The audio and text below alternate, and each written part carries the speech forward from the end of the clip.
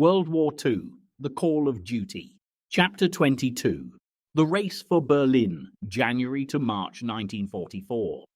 Written by Liam Dale. Narrated by Liam Dale. January 1945 was the beginning of the 6th year of the bloodiest and most destructive conflict in human history. In Europe, the heady mood of optimism of winning the war by Christmas, which the British and Americans had believed a distinct possibility in September 1944, had melted away in the face of fierce German resistance. The progress of the armies commanded by General Dwight D. Eisenhower, Supreme Allied Commander in Europe, had been badly affected by supply difficulties and the onset of a bitter winter, and although the Allies had convinced themselves that a conclusive victory was now within their grasp, the race for Berlin would still take some winning. As the Russian, British and American troops edged ever closer to the German capital, the opening months of 1945 would see some of the most brutal battles of the Second World War as the fight against the Axis powers intensified. This was equally true out in the Pacific too, as the struggle to overcome the Imperial Japanese Army continued. The Allied forces prepared for an attack on mainland Japan, and on a global scale there was a growing sense of hope that the war would soon be over. But while the Nazi and Japanese troops refused to back down, battling fiercely even when staring defeat in the face, there were still months of fighting ahead, with many more lives destined to be lost before victory could be celebrated. Also, with thoughts turning towards rebuilding Europe in the post-war era, the cracks really began to show between the three major Allied powers, as the democratic principles of America and Great Britain were at direct odds with Russia and the brutal communist regime of Joseph Stalin. The race for Berlin was now not only about defeating Adolf Hitler, but also key to the division of territory in the aftermath of the conflict. But for now, there was still a lot of ground to be covered before the war could be won. As the new year of 1945 dawned, in Europe, all eyes were focused on the Battle of the Bulge that was still raging. 2 weeks before, on December 16th, a quiet, thinly held sector of the American front line on the Belgian-German frontier had suddenly been torn apart by a massive Nazi offensive. The hills and woods of the Ardennes, the scene of Germany's great Blitzkrieg offensive of May 1940, once more reverberated to the crash of artillery and the squeal of panzer tracks as Adolf Hitler's last desperate gamble in the West began. As the Germans pushed into Belgium, Hitler's immediate objective was the River Meuse, but the real strategic prize was the port of Antwerp, which lay another 80 miles away. The loss of this vital supply centre would have spelt catastrophe for Eisenhower's armies, but there was also a more sinister edge to the campaign, as Hitler aimed to encircle the US troops and destroy them. With only 3 American infantry divisions standing in the way of 500,000 German troops, supported by nearly 1,000 tanks and assault guns, the surprise attack was a staggering success. Despite US troops fiercely resisting the Nazi onslaught, after 7 days of fighting, Operation Watch on the Rhine quite literally punched a bulge in the American front line, which was 50 miles wide and 40 miles deep. Therefore, the Battle of the Bulge was so named. But as the days passed and Allied reinforcements poured in to defend the area, Hitler soon discovered that despite taking an early advantage, he had underestimated the strength of the enemy. Before long, the commanders of the 5th and 6th SS Panzer armies realized that their troops were simply not strong enough to reach Antwerp or even the Meuse. With fuel running low and Allied bombers pounding their supply routes, the advance of the 6th SS Panzer Army was stalled, and by Christmas Day, the offensive in the Ardennes had run out of steam. Meanwhile, on the other side of the globe, Hitler's Axis partners, the Japanese, were continuing to struggle against the Allied advance. By the end of 1944, Japan's empire was rapidly shrinking as the pressure mounted. In northern Burma, a British Imperial Army led by General Bill Slim, supported by American air power, had instigated an offensive to recover the entire country. And further east, powerful American amphibious forces based on the Mariana Islands and New Guinea had invaded late in the 1,000-mile-long Philippines island chain. The US Navy also had a few scores of their own to settle, and in the Battle of Leyte Gulf that followed, they managed to wipe out most of the Japanese Navy, including all its remaining aircraft carriers. To the satisfaction of US commanders, the victory saw the attack on Pearl Harbor finally avenged. By November 1944, mainland Japan was also beginning to feel the Americans' wrath at first hand. From airfields in the Mariana Islands, 1,400 miles away, giant long-range B-29 Superfortress bombers launched their first raids on Tokyo and other Japanese cities. The next stage in the Pacific campaign was underway, and planning now began for a full assault on the Japanese mainland, as preparations were made to invade the islands of Iwo Jima and Okinawa.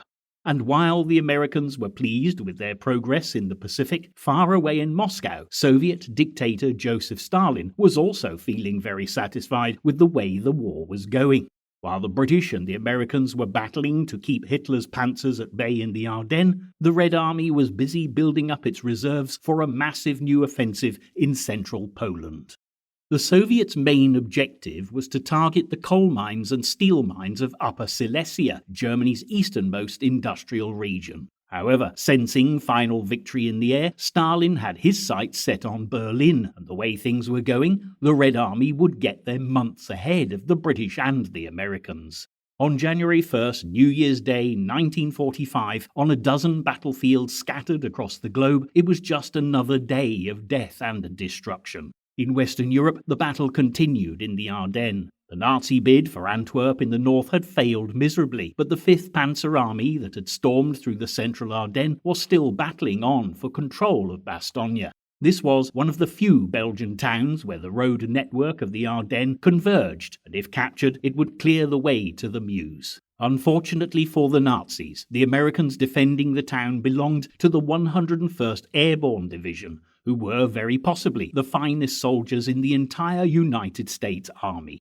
In late December, they'd been joined by 3 divisions of the US Third Army sent by Lieutenant General George Blood and Guts Patton, spurred on by the flamboyant army commander who ordered them to drive like hell. Tanks and motorized infantry succeeded in breaking through the 5th Panzer Army's lines, and between Christmas and New Year, Bastogne had been wrestled from the Germans.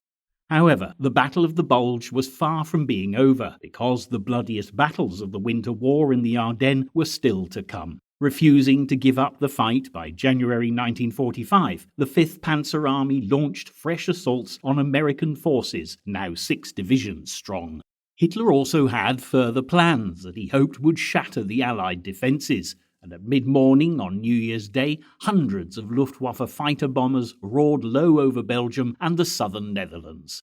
Luftwaffe Chief Hermann Göring's contribution to the ground offensive in the Ardennes, Operation Baseplate, was underway at last. Streaking low over the countryside, the attackers sprayed airfields with gunfire and bombs, and within hours 465 British and American aircraft had been destroyed or badly damaged. However, the cost to Göring's airmen had been extremely high. 277 German planes had been shot down, and while the Allied air forces could easily replace the aircraft they had lost, the Luftwaffe would find it virtually impossible to replace its dead fighter pilots. It was without doubt a busy New Year's Day for the Nazis, because fierce fighting also erupted along the Allied front line between the River Saar and Switzerland as Operation North Wind, Hitler's latest and in fact his last offensive in the West, began. Timed to exploit the difficulties faced by Eisenhower in the Ardennes, troops from 2 German army groups hurled themselves at positions manned by American and French troops on a 70-mile front in Alsace-Lorraine. However, unlike the surprise Ardennes offensive, this time the Allies were prepared, and although the Germans succeeded in gaining some ground, they did not achieve their objective. Having failed to divert Allied troops from the Ardennes to the front further south in Alsace-Lorraine, by January 6th, the Germans had abandoned all hope of capturing Bastogne, and this gave Eisenhower the opportunity to assemble his forces on both flanks of the Bulge. In the north, American and British troops were under the command of Field Marshal Montgomery with the 21st Army Group, and in the south, the 3rd US Army was under Patton's command. Ordered by Eisenhower to launch a converging attack on the Germans in the Bulge, their immediate objective was the crossroads town of Houffalize.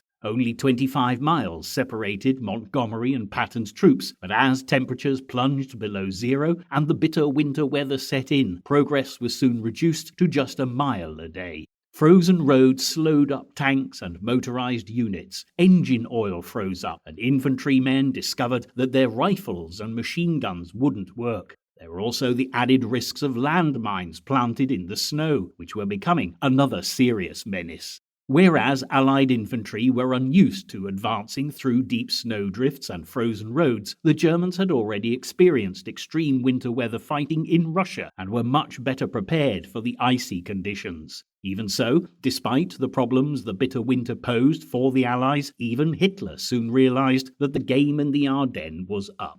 On January 8th, he gave his frontline commanders permission to abandon the bulge west of Houffalitz, and 7 badly battered panzer divisions pulled back through the town as Allied artillery pounded their lines of retreat. As the troops under Montgomery and Patton kept up their dogged pursuit of the retreating German forces, by January 16th they recaptured Houffalitz, and by the end of the month the Allied front line was back exactly where it had been 6 weeks earlier. Hitler's gamble in the Ardennes had failed, and the Watch on the Rhine had resulted in a devastating loss of life on both sides. The Germans had suffered 91,000 casualties, and although the Allies had won the offensive, they'd fared little better. Amongst the American forces, casualties were shockingly high, reaching 89,000, with 19,000 of those being fatalities. As the bodies were counted, the Battle of the Bulge emerged as the costliest American campaign of the Second World War. What's more, the engagement not only took its toll in humanitarian terms, because for the Anglo-American High Command it opened several old grievances that had been festering for some considerable time. Just 4 days after the Ardennes offensive had started back in 1944, Eisenhower had ordered Montgomery to take temporary command of all British and American forces on the northern side of the Bulge. Militarily, the decision made perfect sense, because the German offensive had upset the existing American command structure, but not everyone was happy with the arrangement. U.S. General Omar Bradley, who was renowned for getting on well with everyone, disliked Montgomery intensely, having had difficulties working with him in the past, protested fiercely, and although Monty quickly brought stability to the northern side of the Bulge, his self-promoting attitude upset and annoyed the Americans. After telling the US generals that their broad front strategy was to blame for the current crisis, he went on to infuriate them even further at a press conference on January 7th by giving the impression that he alone had rescued them from disaster. Livid with rage, Bradley and Patton threatened to resign unless Montgomery was removed from command of the Northern Bulge. To keep the peace, Montgomery eventually apologized for his tactless remarks, which kept his position secure, but the bad feeling continued as the focus switched to the strategic direction of the campaign. The British, including Montgomery with the backing of Churchill and his military advisers, continued to argue in favor of a quick, narrow thrust aimed at the German capital, Berlin. Eisenhower, however, was not prepared to implement such a strategy, being very aware of the vast numbers of men that would be lost in the process, especially as the American troops now outnumbered the British in northwest Europe by more than 3-1. Meanwhile, in the Soviet camp, Joseph Stalin had his own agenda. Since August 1944, powerful German forces had kept the Soviets pinned down in central Poland, 500 miles to the east of Berlin. Therefore, instead of pushing on towards the Nazi capital, Stalin had elected to invade the Balkan states in southeast Europe. Brushing aside less powerful German forces, Soviet troops poured into Hungary, Romania and Bulgaria, overrunning the Ploiesti oil fields vital to the Nazi war economy and triggering the collapse of the pro-Nazi regimes in Bucharest and Sofia. By November, Belgrade, the Yugoslav capital, had fallen to the Red Army and local communist partisans, but in the following month, Soviet forces advancing across the Hungarian plains were prevented from taking the capital Budapest as the Hungarian army, supported by strong German reinforcements, fought back furiously. But all the while, German High Command had been watching the Red Army pour reinforcements beyond its front on the river Vistula in central Poland with growing anxiety. Army Group A, the German soldiers responsible for defending this sector, could only muster 400,000 men and little more than 1,000 tanks. It was a desperate situation, and by late December, Army Chief of Staff Colonel General Heinz Guderian pleaded with Hitler to halt the Ardennes offensive and send more reinforcements to the Eastern Front. The Nazi Führer ignored the request and was more cut off from the reality of the deteriorating situation than ever. When early in the new year, he was given a report by German military intelligence identifying no less than 225 infantry divisions and 22 armoured corps in the Red Army's order of battle on the Eastern Front, he had exclaimed, "Who is responsible for producing all this rubbish? Whoever he is, he should be sent to a lunatic asylum." In fact, the Red Army outnumbered the 400,000 German troops of Army Group A by 5-1, and on January 12th, the long-awaited Soviet offensive began. As a fierce artillery barrage shattered the calm, over the next 72 hours, 3 Soviet army groups made up of some 3 million troops, 10,000 tanks, 20,000 artillery pieces, and 7,000 aircraft burst out of their bridgeheads on the Vistula.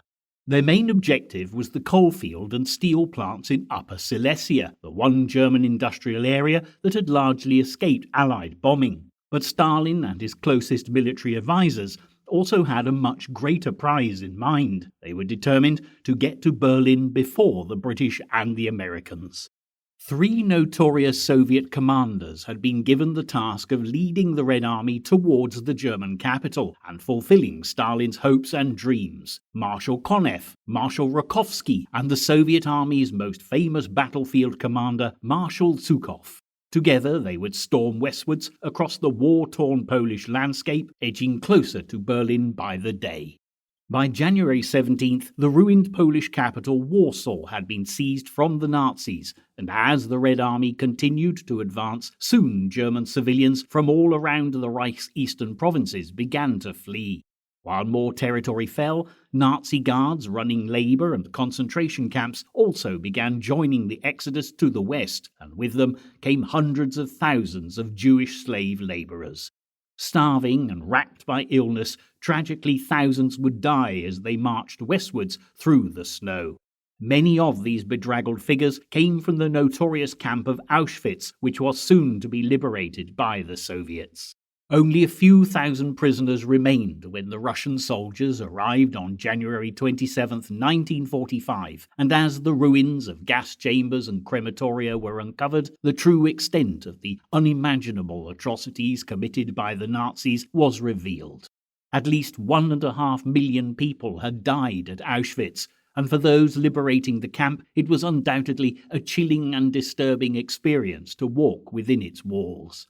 As the remorseless advance of the Soviets continued, however, Hitler's reign of terror was clearly ending. As the Red Army continued their march west, to the horror and dismay of the Nazis, the Russians quickly crossed what had been the pre-war German-Polish border.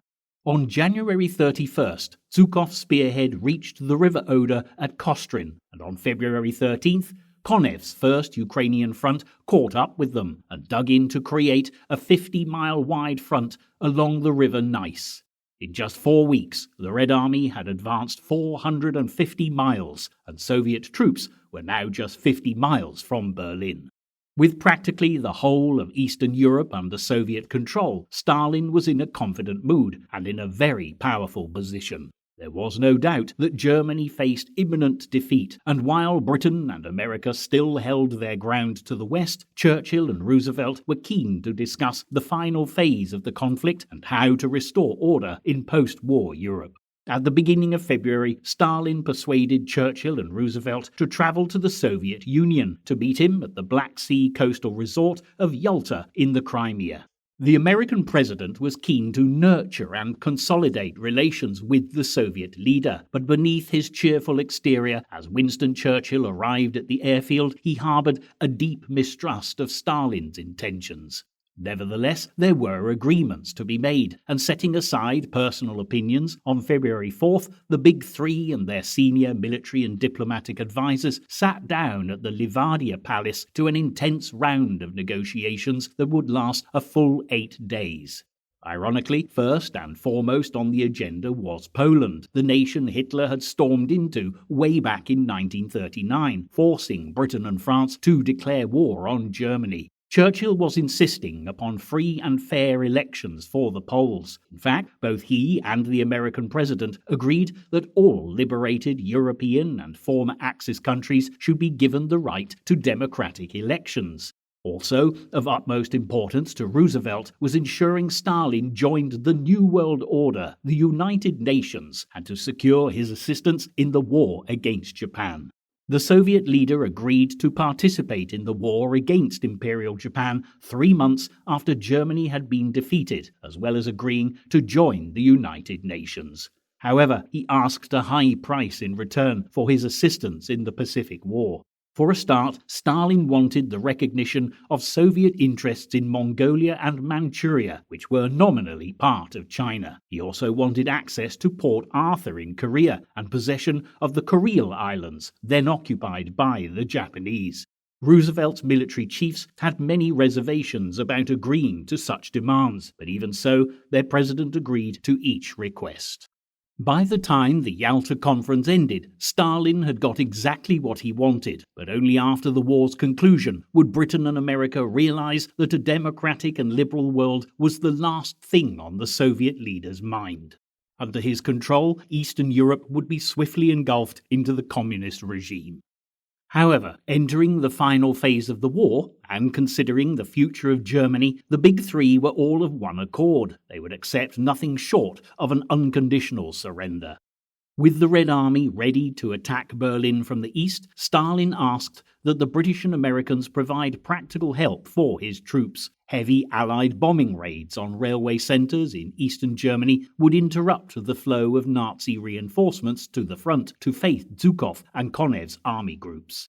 As thousands of bombers were available for frontline service in England and Italy, it was a request that the British and Americans could easily accommodate, and as military teams present at Yalta agreed to the Soviet request for assistance, one target loomed large on the maps of the Allied bomber chiefs. It was the German city of Dresden, famous for its many architectural splendors, including several magnificent palaces, and was much admired as the Baroque jewel on the River Elbe. But as well as being renowned for its beauty, Dresden was also a hub for industry, producing many commodities for the German war effort with the benefit of an important regional railway centre. So far, it had escaped heavy Allied bombing because of its distance from the RAF bases, but soon after the Yalta Conference, all this would change. Over the course of the 13th and 14th of February, 700 RAF heavy bombers took off and were soon swarming above the city. Before long, thousands of incendiaries and high-explosive bombs were being released onto Dresden's elegant streets and avenues, and a terrifying firestorm took hold. By the time the bombardment ended, the city was reduced to rubble and ruins, and thousands of people had lost their lives. According to official figures, anything from 21,000 to 35,000 people had been killed, but the railway, which the raid had aimed to cripple, was left undamaged. However, the destruction of Dresden did little to affect the outcome of the war, and the huge death toll presented Nazi propaganda chief Joseph Goebbels with a unique opportunity to embarrass RAF Bomber Command and its Chief Air Marshal Sir Arthur Harris. As the news of the loss of the city's magnificent palaces and cathedral, along with the rumours of 200,000 dead, all cleverly exaggerated by Goebbels, was circulated in neutral Swedish and Swiss newspapers, the British Foreign Office became suitably alarmed. But the devastation caused by Allied bombing raids was not confined to Europe, because far away in the Pacific, US Major General Curtis LeMay was coordinating attacks on Imperial Japan that would prove just as horrifying as the attack on Dresden. Giant Boeing B-29 superfortresses had been raiding Tokyo and other Japanese cities from bases in the Mariana Islands since November 1944. But when the attacks didn't prove as effective as LeMay had hoped, by January 1945 he had decided to make drastic changes to his strategy. The majority of Japan's town and city dwellers lived in houses made of wood and paper, so LeMay realized that incendiaries would cause the greatest possible devastation. He therefore decided that low-altitude night attacks would prove far more effective than high-altitude daylight raids. On February 24th, 11 days after the annihilation of Dresden, the Americans launched their first night raid on Tokyo, with 170 B-29s carrying only incendiaries in their bomb bays. The resulting fires destroyed 1 square mile of the city, and this raid was just the beginning. 2 weeks later, on the night of March 9th, LeMay organized a much bigger attack on the Japanese capital, dispatching 325 B-29s. Crammed into their bays were bombs filled with highly flammable magnesium, phosphorus, and napalm, while their defensive guns were removed to increase the range and payload. As the aircraft took off, the weather conditions were perfect for the attack. The air was dry and strong winds were blowing, which would ensure the fires spread swiftly around the city. Flying in streams ranging from 5,000 to 9,000 feet above the target to confuse artillery fire, the American bombers were soon looming above the city. The sky quickly lit up as nearly 1,700 tons of incendiaries were dropped in 3 hours. As fierce winds whipped up the flames, the fire began to rapidly scythe its way through the streets lined with wooden huts. As tens of thousands of people tried to escape, their routes were blocked by vast walls of fire, and they had little hope of survival. 16 square miles of the city were consumed by flames, and by daybreak, the bodies, reduced to ashes, were simply scattering like sand.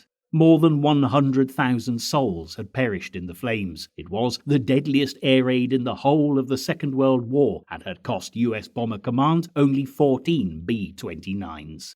Between March 1945 and August 15th, when the Japanese finally surrendered, Curtis LeMay's bomber crews would wreck 64 Japanese cities, cripple the nation's war industries, and reduce 2.5 million buildings to rubble. The Japanese put the civilian death toll at more than 1 million people. 7 decades later, the controversy generated by the fire raids on Dresden and Tokyo still haunts the world. Nevertheless, at the time, advocates of area bombing, like Air Marshal Bomber Harris and Major General LeMay, justified the tactic, claiming it helped to win the war. Even so, by 1945, Japan still showed no sign of surrendering. And although the Allies had been steadily winning back territory from the grip of the Empire of the Rising Sun, there were still many bitter battles ahead. While American troops continued the fight to reclaim land they'd lost to Imperial Japan at the outbreak of the Pacific War, by January 1945, General Douglas MacArthur was preparing for the next step in the recapture of the Philippines. With Leyte and Mindoro secure, the next step in the campaign to avenge the American defeat of 1942 was the invasion of Luzon, the largest island in the Philippines chain. On January 9th, 175,000 American troops belonging to Lieutenant General Walter Kruger's Sixth Army landed on the south shore of Lingayen Gulf on Luzon. Defending the territory on the ground, Japan's General Yamashita understood American forces had the upper hand in firepower and mobility. As a result, he ordered his 170,000 Japanese soldiers to retreat deep into the jungle, for where he hoped they would have a better opportunity to overcome the opposition. But while the struggle continued throughout January, by the end of the month, Kruger's army was closing in on the Philippines' capital, Manila, and the Japanese realized that their grip on the island was slipping.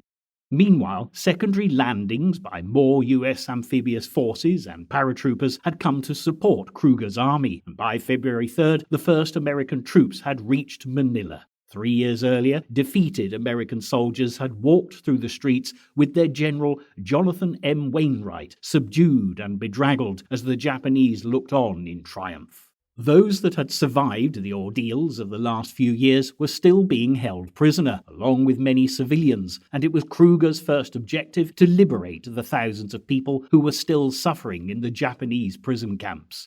As the 1st and 8th US Cavalry Divisions and Filipino guerrillas advanced into the northern outskirts of the city, 6,000 civilian, Filipino, American, and British Commonwealth citizens were discovered interned at the University of Santo Tomas, as well as 1,000 American prisoners of war in Bilibid Prison. Meanwhile, 2 commando raids organized by American Special Forces liberated hundreds of starving, disease-ridden captives in camps at Cabanatuan and Los Banos.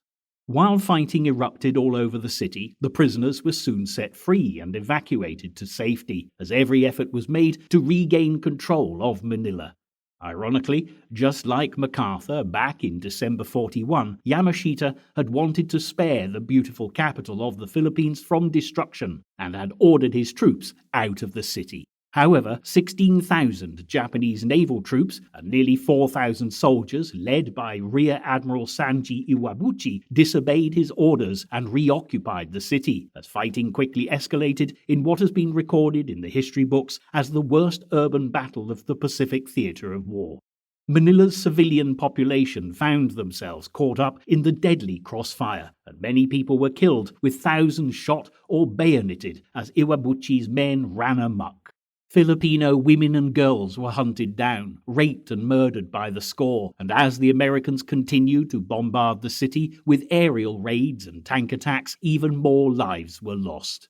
The fighting didn't end until March 3rd, when the Japanese garrison had been entirely wiped out, by which time civilian deaths had risen to staggering proportions. But for the Americans and Filipinos alike, victory had come at a high price. There were 6,000 US casualties, with more than 1,000 fatalities, and while the city lay in ruins, the civilian death toll rose to an estimated 100,000.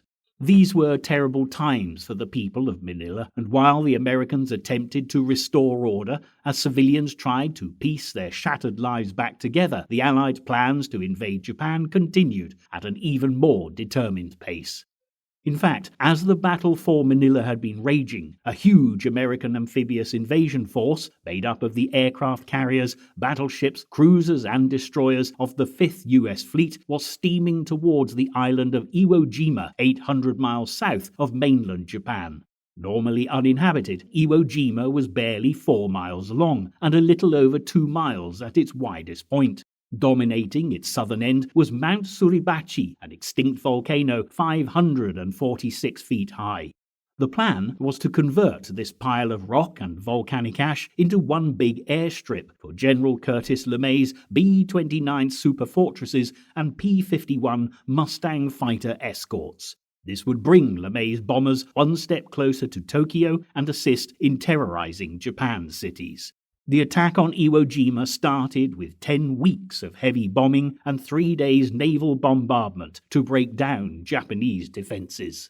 Then, at 2 a.m. on February 19th, Operation Detachment, the invasion of Iwo Jima, began. As a storm of high explosives and steel lashed the island, 70,000 US Marines braced themselves for an assault landing, and just before 9 a.m., the first waves of US Marines hit the beach. Much to their surprise, they found no sign of the enemy, and for a moment they thought that the weeks of bombing and shelling had destroyed the Japanese defenses. However, the reality of the situation was quite the opposite, and the massive American bombardment had left Iwo Jima's 23,000-strong garrison virtually unharmed, hidden away in an extensive complex of tunnels, bunkers, weapons pits, and gun emplacements.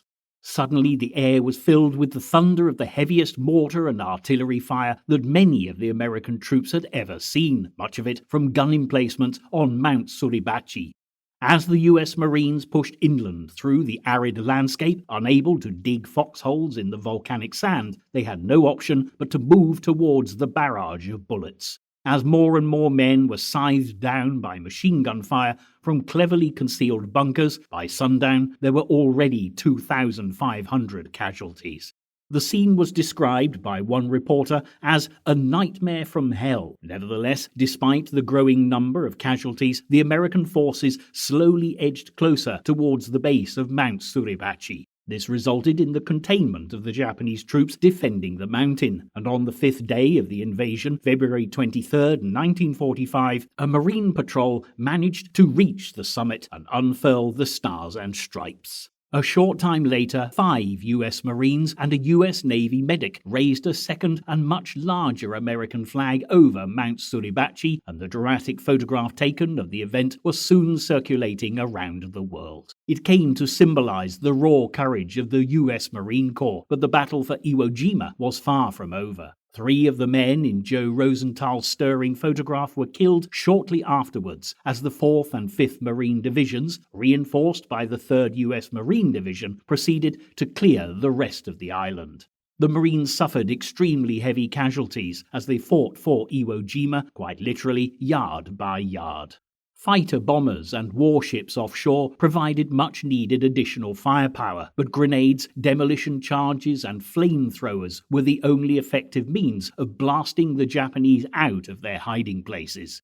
Over the course of a month's bitter fighting, the Japanese on Iwo Jima were gradually dragged from their underground hideouts, but it cost the lives of many Americans. On March 16th, Iwo Jima was declared officially secure, but another 5 days passed before the Japanese command post on the northwest side of the island was located and destroyed. Finally, on March 26th, after 35 days of the bitterest fighting, the battle was over. Of the island's 23,000-strong Japanese garrison, barely 1,000 had survived as prisoners of war. Meanwhile, the Americans had lost almost 30% of their entire attacking force, with 28,000 casualties and almost 7,000 deaths. In fact, overall, the Americans had suffered more casualties than the Japanese.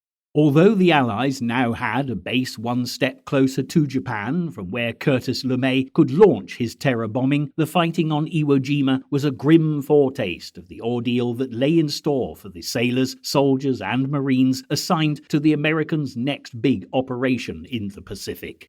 In the battle against Japan, this was to be the invasion of Okinawa, and while the Marines prepared themselves for yet another battle, back in northwest Europe, the Allied armies, commanded by General Eisenhower, were ready for the endgame. Their aim was to eliminate all German forces west of the River Rhine, and in so doing, set the stage for the final drive into the heart of Nazi Germany. Field Marshal Montgomery's troops began the attack with Operation Veritable, as British and Canadian troops targeted German positions over a narrow stretch of territory between the Mar and the Lower Rhine on February 8th, backed up by a barrage of 1,000 guns that lasted 5.5 hours. Support was expected from the American Ninth Army as they launched Operation Grenade to cross the River Ruhr further south, but in response, German engineers blew up the dams that controlled the rivers in the target area, causing extensive flooding. It was clear that Operation Grenade would have to be postponed until the water level dropped, leaving the British Second and Canadian First Army to fight on their own. With weather conditions deteriorating and the ground beneath their feet turning to mud, they struggled on, using amphibious vehicles and sheer determination. In the meantime, plans had been made for a huge Allied aerial offensive aimed at destroying German lines of communication to prepare the way for Operation Grenade, which had been rescheduled. Roads, railways, bridges and canals all over Western Germany were successfully targeted, and civilian casualties were heavy. Finally, on February 23rd, Operation Grenade got underway as the 9th US Army began its assault across the River Ruhr, while General Omar Bradley's 12th US Army Group launched its own race for the River Rhine in Operation Lumberjack. On March 7th, soldiers belonging to the 9th US Armored Division seized the Ludendorff Bridge at Remagen before its astounded German defenders had time to set the demolition charges properly. With lightning speed, General Bradley ordered the 1st US Army to rush as many troops as possible across the bridge. General Patton was also active, and by March 21st, under his command, the 3rd US Army had surrounded the German divisions in his sector. 24 hours later, Patton's men had crossed the Rhine between Mainz and Mannheim, and their bridgehead was secure. In 6 weeks, the Germans had lost 290,000 troops west of the Rhine. With the Allies across the last natural major obstacle in the west, there was little the Nazis could do to prevent the British and Americans advancing all the way to Berlin. As the British Prime Minister arrived on March 24th, he crossed the Rhine and set foot on its eastern bank in a truly symbolic moment. Churchill was now eager to press on towards Berlin, but with so many Allied servicemen already lost in bitter battles, on March 28, 1945, Eisenhower took decisive action to begin the final stage of the campaign for Northwest Europe. Much to Churchill's dismay, Eisenhower, who was intent on keeping Allied casualties to a minimum, declared that Berlin was no longer a major military objective, leaving the task of securing Hitler's last stronghold to the Russians. Scarcely believing the news, to the east, Stalin ordered Marshal Zhukov and Marshal Konev to the Kremlin to plan the Red Army's final offensive against Nazi Germany. Soon the Soviets would begin their advance, and in just 2 months the European war would be over. But for now, the final countdown for Berlin had only just begun, and the most important battle of all was about to be played out.